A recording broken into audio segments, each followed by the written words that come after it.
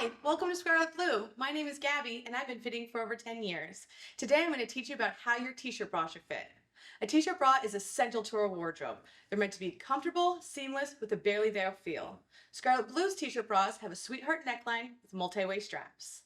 Here's 3 quick tips to ensure you're wearing the right fit. Is your center gore laying flat against the skin? If not, most likely your cup is too small.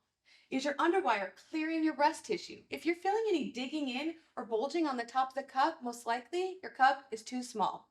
Your band is meant to be snug and parallel to the floor. You always want to make sure we're starting on the outer hook. If you're on the first or second hook, most likely your band is too big. Now I'm going to teach you how to fit yourself at home. We're going to start with your band size. You're going to place some measuring tape directly under your bust line with a tight squeeze and your arms down. For your cup size, you're going to hold the tape loosely around the fullest part of your breast with your arms down. Be sure to check out our fit guide.